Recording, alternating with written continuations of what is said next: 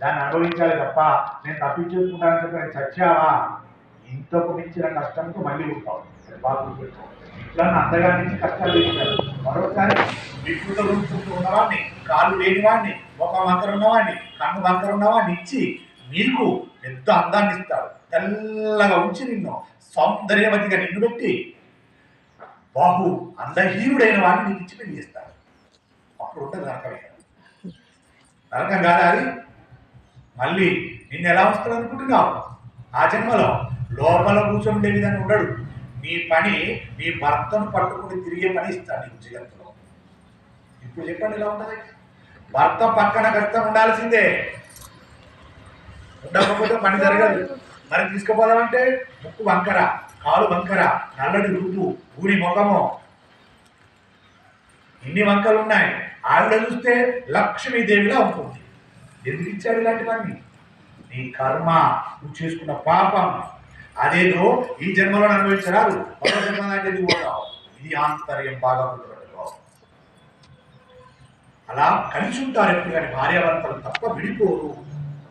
ఆ అర్థంలో ఉంది కదా, శివ శివ అలా ఉండిపోయింది భార్యాభర్తలు బంధం. అంటే మీరు శివ శివ అన్న పదాన్ని పక్కన పెట్టండి. భార్య భర్త దాంట్లో ఏం తేడా ఉందండి? పెద్ద తేడా లేదు. భార్య అందుకని యావత్తు తీసేయండి, ఏం మిగిలింది? భార. భర్త అందుకని తావత్తు తీసేయండి, ఏం మిగిలింది? అందులో భారాన్ని ఇందులోనే భార కదా. ఏమైనా తేడా ఉందా?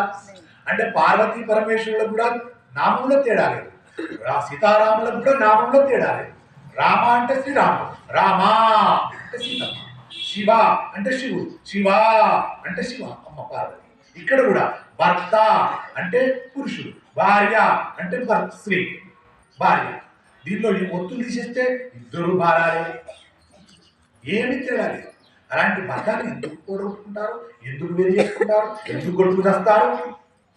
కర్మ అనుకోరెందుకు? అనుభవించరెందుకు? ఈ జన్మకు పోనీ అనుకోరెందుకు? మరో జన్మ కూడా అనుభవిస్తావా?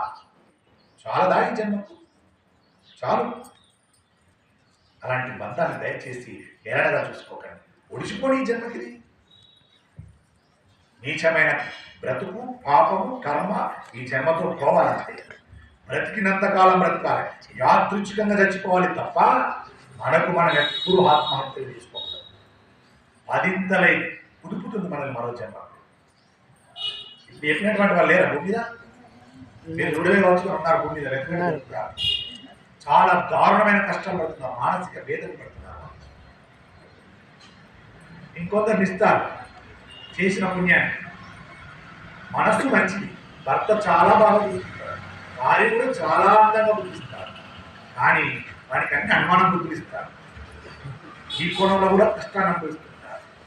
ఇంకొందరు ఉంటారు పైకి అందహీనమైనటువంటి రూపం, భార్యలో భర్తలో ఎవరితో ఒకరి అందహీనంగా ఉంటుంది రూపం, కానీ లోపల ఎంత అన్యోన్యంగా ఉంటారో వాళ్ళు. చూసే వాళ్ళు అంటారు ఇదేం జంటనండి, దానికి ఏం పోయేగలం, పోయి బీజీ చేసుకుని ఏంటి అనుకుంటారు. ఈ మాటలు విని మానసిక వేదన. ఎందుకు? గురువా జన్మలో ఒక తప్పు చేశారు, మానసికంగా హింసించారు కొందరు. అందుకు ఇప్పుడు మానసికంగా పడాలంటే నీకు అందమైన రూపాన్ని ఇచ్చి, వికృతమైన రూపాన్ని ఇచ్చి, లోపలిద్దరు అన్యోన్యంగా ఉంటారు భార్య భర్తలు. కానీ పైన చూసిన వాళ్ళందరూ అంటుంటే, ఆ మాటలు చెవిన పడుతుంటే మానసిక క్షోభ. ఈ బ్రతుకు ఎందుకు బ్రతకాలి, చస్తా అనే దాన్ని తీసుకుపోతుంది. ఇవన్నీ ఉన్నాయండి జగత్తులో. అందుకే అనుభవించాలి జీవితం భార్యాభర్తలు ఎప్పుడు కానీ. అలాంటిది బంధం, భార్యాభర్తల బంధం.